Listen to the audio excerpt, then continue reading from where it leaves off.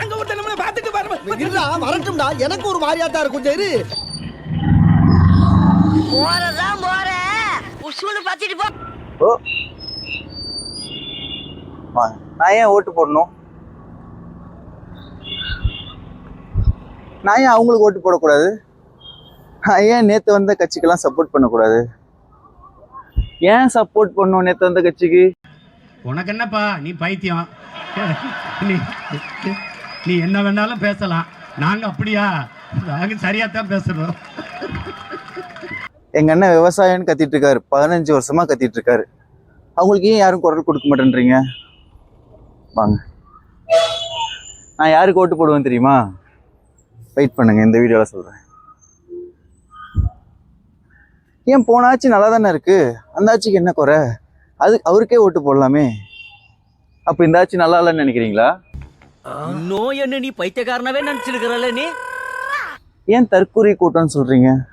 அந்த தற்கூரி கூட்டம் தான் உங்களுக்கு இத்தனை வருஷமா ஓட்டு போட்டிருக்கு தெரியும்ல. அந்த தற்கூரி கூட்டம் தான் தமிழ்நாட்டையே ஆள போகுது தெரியும்ல. இதுக்கு மேல என்ன வேணும்?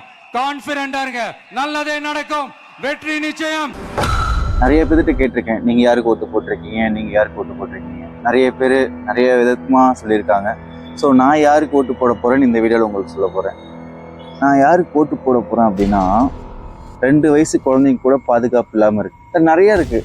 60 வயசு கிழவி, கஞ்சா, விவசாய போராட்டம், மீனவர்கள் போராட்டம், டீச்சர் போராட்டம், தூய்மை பணியாளர்கள் போராட்டம், அதுக்கெல்லாம் போராட்டம் பண்ணிட்டு அவங்கள கண்டுக்காமல் இருந்தாங்கல்ல, அந்த கட்சிக்கு தான் ஓட்டு போட போகிறேன். புரியுதா யாருக்குன்னு?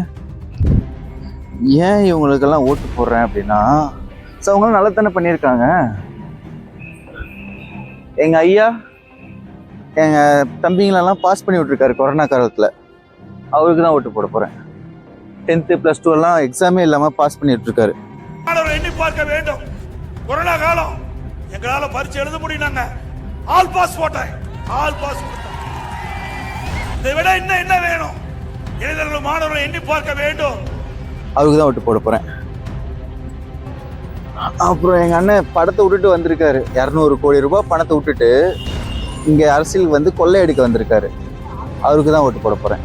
ஆல்ரெடி இப்போ ஆண்டுட்டு இருக்கிற நிறைய பேர் நிறைய கொள்ளையடிச்சு வச்சுட்டாங்க, ஆனால் அது கணக்கில் காட்ட மாட்டாங்க, உங்களுக்கு தெரியும். ஆனால் இவர் வந்திருக்காரு கொள்ளையடிக்கிறதுக்கு அப்படின்னு நிறைய பேர் சொல்லுவாங்க. அவங்களுக்கு தான் ஓட்டு போட போகிறேன். வேற என்ன ப்ரோ, வேற எதை பற்றி பேசலாம்?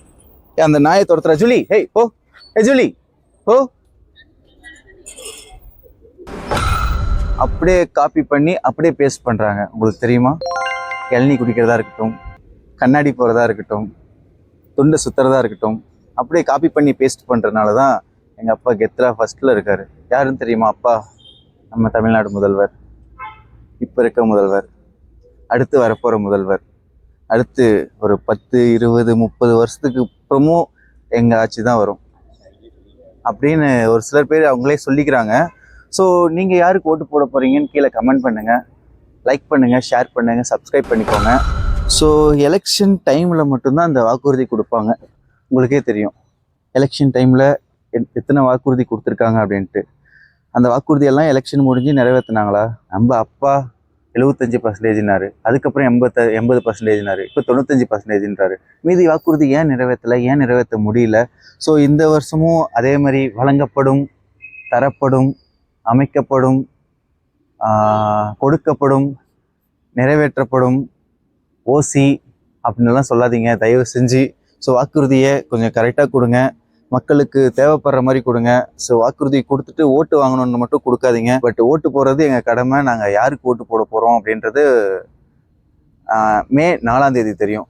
ஸோ ஏப்ரல் 23 மறக்காமல் எல்லாரும் ஓட்டு போட வந்துடுங்க. ஓட்டு போடுறது நம்ம கடமை. Vote for 100%. ஓகே, எல்லாருமே வாக்குறுதி கொடுக்குறீங்க, வாக்குறுதி நிறைவேற்ற முடியுமா அப்படின்ற ஒரு யோசனையோடு கொடுங்க.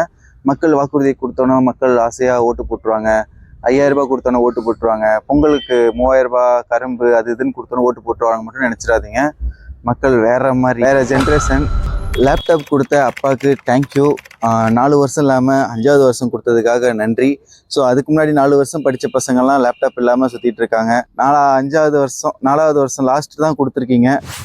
ஸோ நல்ல நல்ல திட்டம்லாம் கொடுத்துருக்கீங்க. காலை உணவு மக்களுக்கு ரொம்ப மகிழ்ச்சியாக இருக்குது. நல்ல தரமான வாக்குறுதி தான் இது காலை உணவு திட்டம். ஸோ சூப்பராக பண்ணியிருக்கீங்க. ஆனால் அந்த காலை உணவு திட்டம் கொஞ்சம் நீட்டாக கொடுங்க. பள்ளி கரப்பாம்பூச்சியெல்லாம் இருக்கிற மாதிரி இருக்குது. ஸோ அதை மட்டும் கொஞ்சம் தவிர்த்துட்டு கொஞ்சம் நீட்டான காலை உணவாக கொடுங்க. அப்புறம் கல்வி கட்டடம் கொஞ்சம் மோசமான நிலை இருக்குது. எங்கள் ஸ்கூலெல்லாம் பயங்கரமாக இருக்கும்.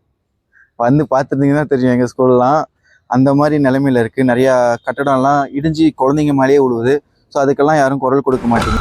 என்ன அப்படின்னா, சிம்பு ஒரு பாட்டு பாடிட்டாருன்னா உடனே மாதர் சங்கம் வந்துடும் கொடையை பிடிச்சிக்கிட்டு. விஜய் ஏதாவது பேசிட்டாருன்னா உடனே மாதர் சங்கம் வந்துடும் கொடையை பிடிச்சிக்கிட்டு. இப்போ அந்த பெண்களுக்கு பாதுகாப்பு இல்லாமல் இருக்குது. அதுக்கு எந்த மாதர் சங்கம் ஏதாவது ஒரு பெண்மணியாவது குரல் கொடுத்தீங்களா? இல்லை. இதுதான் நம்ம தமிழ்நாடு, இப்படி தான் இருக்குது. ஸோ பணத்தை வாங்கிட்டு அவங்களுக்காக சப்போர்ட் பண்ணுறத தயவு செஞ்சு விட்டுருங்க. உண்மையை பேசி நல்லவன்னு பேர் வாங்குறதுல நான் வருத்தப்படவே இல்லை. நான் கெட்டவனாகவே இருந்துட்டு போகிறேன். ஸோ தயவு செஞ்சு ஓட்டு போடுங்க. மக்களே நீங்கள் தான் முடிவு பண்ணணும் யார் ஜெயிச்சா யார் வந்தால் நல்லது பண்ணுவாங்க அப்படின்ட்டு. ஸோ கொஞ்சம் சிந்திச்சு கொஞ்சம் அறிவை யூஸ் பண்ணி பழைய இதெல்லாம் பிரச்சனைகள்லாம் நினச்சி பார்த்து கொஞ்சம் ஓட்டு போடுங்க. மறக்காமல் ஓட்டு போடுங்க. நல்லா இருப்போம் நல்லா இருப்போம் நல்லா இருப்போம்.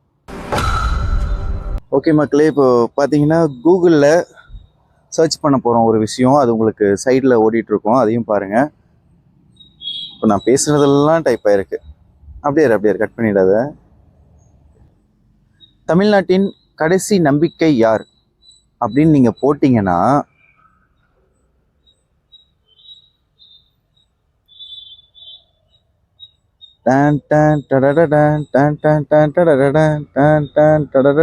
ஃபர்ஸ்ட் யார் இருக்கான்னு பார்த்தீங்களா இல்லையா?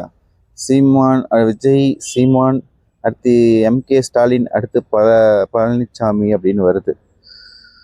ஸோ நெக்ஸ்ட்டு அடுத்து பாருங்க, தமிழ்நாட்டில் ஊழல் ஆட்சி எது? திமுக, அடுத்துதான் அதிமுக. தற்போதைய அரசியல் குற்றச்சாட்டு. ஸோ மக்களே புரிஞ்சுக்கோங்க, ஊழல் ஆட்சி வேண்டாம். மக்களுக்கு பாதுகாப்பு வேணும். அதுக்கான ஒரு நல்ல அரசியல் வேணும்.